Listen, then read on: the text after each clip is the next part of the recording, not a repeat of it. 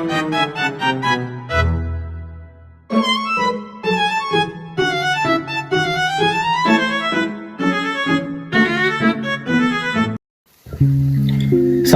semuanya. Masya Allah. Pasti ada yang belum jawab tapi Bapak ulang ya. Assalamualaikum warahmatullahi wabarakatuh. Nah gitu dong, Masya Allah, jawabnya pada semangat banget. Oke. Tapi Bapak lihat kayaknya kelas ini belum datang semua ya. Oh, ada yang izin. Hah? Ada yang bolos? Yang benar, masa ada yang bolos? Oh enggak. Oke. Baik. Sebelum kita mulai, mending kita absen aja nanti ya. Oke. Bapak langsung buka aja pertemuan kita pada pagi hari ini dengan membaca basmalah. Bismillahirrahmanirrahim. Baik. Kepada ketua kelas dipersilakan untuk memimpin doa.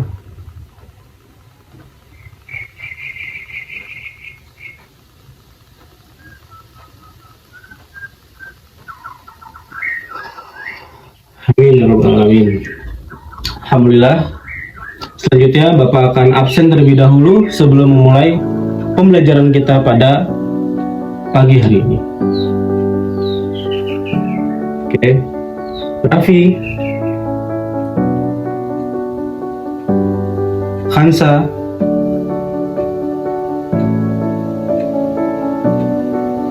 Hamdi, Fauzan, Rizka, Akila, Fajar. Baik, alhamdulillah semuanya ternyata hadir. Tidak ada yang telat dan tidak ada yang izin. Mungkin karena kelas ini lebih sedikit ya jumlahnya dibanding kelas sebelah. Oke, tidak apa-apa. Mohon maaf sebelumnya, Bapak sudah salah sangka. Bapak kira semua kelas itu jumlahnya sama. Oke, hari ini kita akan melanjutkan materi yang kemarin.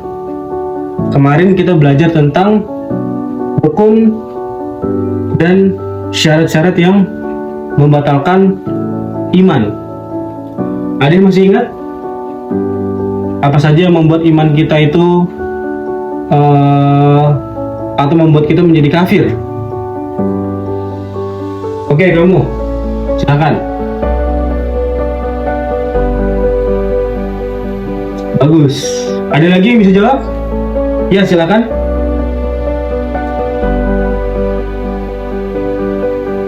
Masya Allah, masih pada bagus-bagus banget ingatannya ya. Masih pada, wah kayaknya pintar-pintar semua nih kelas ini. Oke, kita hari ini akan melanjutkan materi yang kemarin, yaitu materi kita pada pagi hari ini bertemakan tentang menghindari israf, tabzir, dan gaya hidup yang berfoya-foya. Nah, kita bisa lihat nih fenomena-fenomena yang ada di sekitar kita, atau bahkan kita sendiri yang melakukannya. Yo, ada nggak di sini yang kira-kira ngelakuin hal ini? Atau mungkin pernah nemu ini, entah itu di sosial media, entah itu mungkin tetangga di rumahnya, atau mungkin teman sekelas ini, teman sekelas kalian yang melakukan hal ini. Nah, kita akan lihat contoh fenomenanya ada apa aja sih gitu kan ya. Semisal kayak kita di kelas ada teman kita yang misalkan udah bawa bekal tapi malah jajan lagi yang banyak. Nah, itu termasuk tabzir atau boros.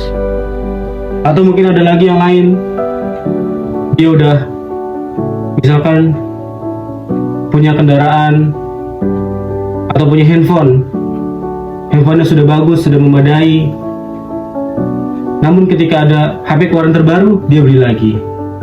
Sementara dia tidak menggunakan HP tersebut untuk hal-hal baik, atau misalkan untuk hal-hal yang lebih bermanfaat gitu, semisal kayak dia cuma beli HP terbaru itu, nauzubillah ya, kredit, cuma buat gaya-gayaan, biro selfie dan lain sebagainya. Nah, ini termasuk perilaku yang tabdzir atau israf, menghambur-hamburkan uang. Nah,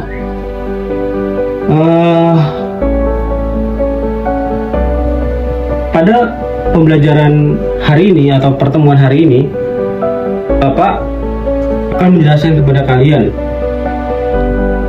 sekiranya ketika kita melihat hal tersebut, atau jangan sampai kita yang melakukan hal tersebut, dan apabila kita melihat atau kita pernah melakukan hal tersebut, apa aja nih yang harus kita lakukan? Bagaimana agar sifat tersebut atau perbuatan tersebut bisa hilang atau bisa kita tegur? Nah, itu yang akan kita bahas pada hari ini. Nah, sebelumnya kita akan mengenal dulu nih, apa itu israf, apa itu mubadzir, apa itu tabdzir. Nah, jadi semuanya itu satu kata, atau dalam bahasa kitanya itu foya-foya, misi-foya, nah gitu, foya-foya, berfoya-foya atau menghambur-hamburkan uang. Nah, secara bahasa, kata israf itu artinya melampaui batas. Ingat, secara bahasa israf itu artinya melampaui batas. Nah, secara istilah atau secara sempurnanya, tindakan menggunakan harta secara berlebihan, meskipun barang. Jadi berlebihan ini dalam segala hal ya, mau itu duit yang kita buang, mau itu air yang kita buang untuk wudhu, bahkan waktu yang kita gunakan secara tidak sempurna atau banyak yang kebuang, itu juga bisa termasuk tabdzir. Nah, kita menghambur-hamburkan uang, mau itu uang halal, mau itu uang haram, semuanya kalau kita hambur-hamburkan, itu jatuhnya tabdzir. Ingat, mau itu uang halal, mau itu uang haram, semuanya termasuk tabdzir kalau kita buang-buang tanpa manfaat.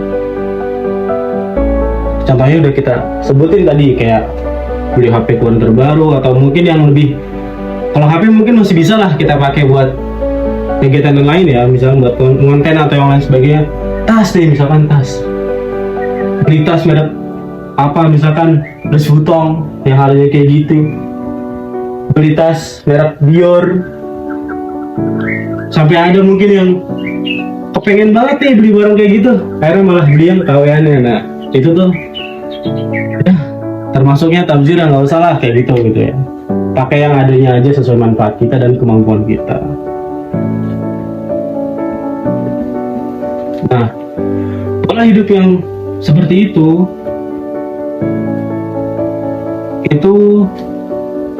termasuk kegiatan yang harus kita hilangkan. Ya, kebiasaan yang harus kita tegur apabila kita melihat teman kita atau tetangga kita, yang saudara sesama muslim kita melakukan hal tersebut.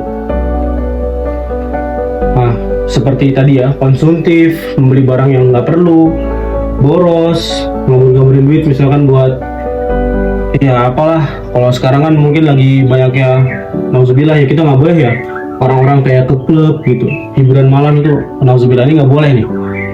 Terus ria. Nah, tujuan mereka melakukan ini tuh pasti nggak lain untuk tiga hal tersebut: konsumtif, boros, ngabur-ngaburin uang, dan ria. Nah, semuanya itu sudah dijelaskan oleh Allah Subhanahu wa taala dalam Quran surat Al-Isra yang berbunyi, a'udzubillahi minasyaitonirrajim, wa atidzal qurba haqqahu wal miskin wa ibnas sabil wa la tubadzir tabdzira innal mubadzirina kanu ikhwana asyayatin. Udah jelas-jelas wa la tubadzir tabdzira, dan janganlah kalian mubadzir.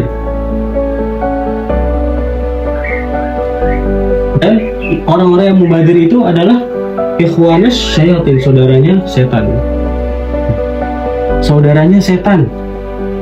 Berarti udah satu kelompok udah satu jenis nih, antara orang yang mubazir sama syaitan ini udah satu jenis. Kan saudara. Kayak kita sesama muslim, saudara sesama muslim, berarti kan satu jenis, sesama muslim kan. Nah, masa iya kita mau satu keluarga, satu jenis sama jin, sama syaitan, malah bukan jin lagi? Pasti nggak mau dong. Nah, selain itu Allah juga sudah menjelaskan dalam surat yang lain yang berbunyi, ya dalam surat Al-A'raf juga, dalam ayat yang lain, dan juga sudah dijelaskan dalam hadis. Nah, seperti yang bisa kalian lihat pada PPT.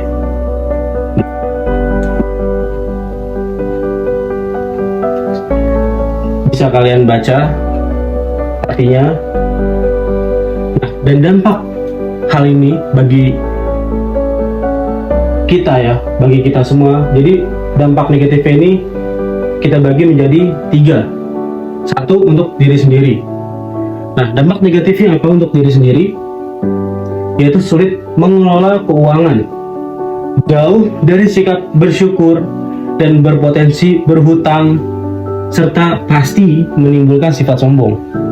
Itu untuk kerugiannya untuk diri sendiri. Dan kerugian yang kedua yaitu untuk keluarga, yaitu menimbulkan konflik akibat keuangan yang tidak sehat dan mengurangi pemenuhan kebutuhan yang penting. Dan kerugian yang ketiga yaitu bagi masyarakat, yaitu menciptakan kesenjangan sosial dan mengurangi kepekaan terhadap sesama yang membutuhkan. Jadi udah lupa akan, misalkan ada yang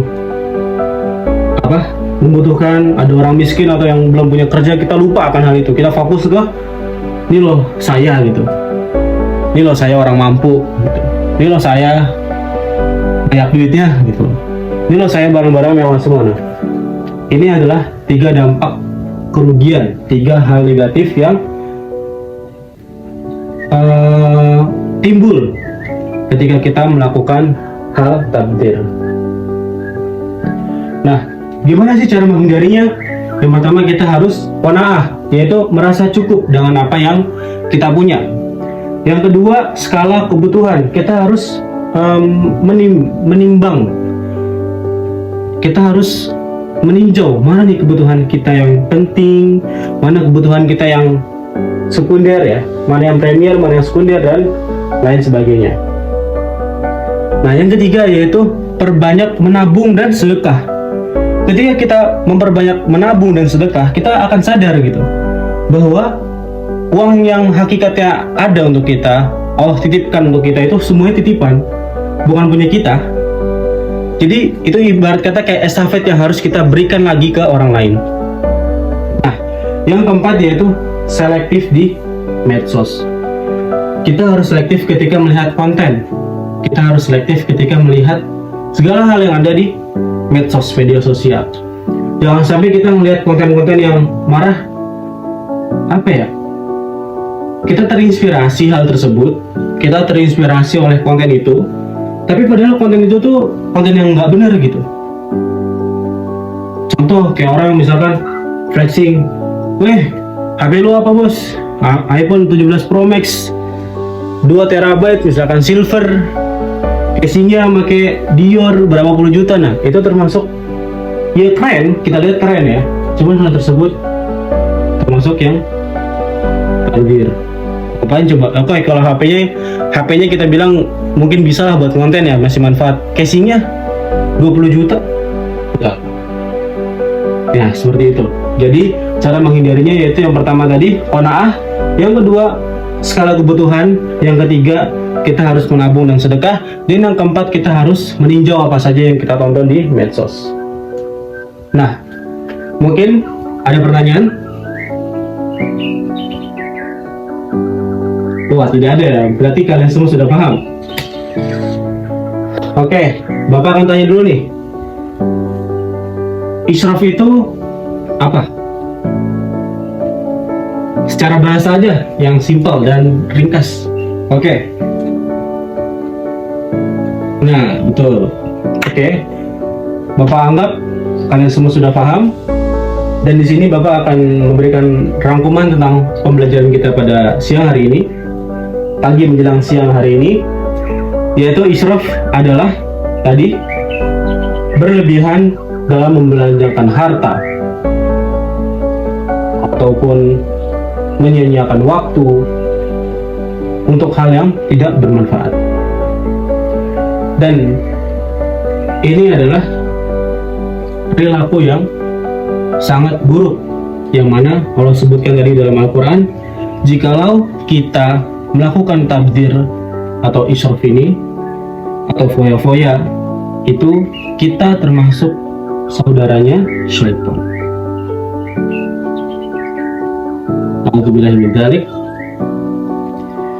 Pasti kita nggak mau termasuk dari bagian saudaranya syaitan ya. Alhamdulillah, semoga kita semua selalu dilindungi, semoga kita semua selalu terhindar dari sifat-sifat tersebut, dan jangan sampai kita termasuk dalam golongan syaitan. Oke, itu saja yang dapat Bapak sampaikan pada pagi menjelang siang hari ini. Terima kasih kepada murid-murid semua yang telah hadir menyimak dengan baik. Semoga Allah senantiasa mempermudah urusan kalian, memberikan kesehatan kepada kalian semua, memberikan kesehatan juga kepada kedua orang tua kalian semua, dan dipermudah dalam segala urusannya, baik itu misalkan ada yang masih berusaha di usia sekarang atau mungkin pengen menjadi juara kelas dan lain sebagainya, pengen masuk ke univ yang kalian tuju nantinya. Semoga semua dipermudah, amin ya rabbal alamin. Baik, itu saja yang dapat Bapak sampaikan, kurang lebihnya mohon maaf. Wassalamualaikum warahmatullahi wabarakatuh.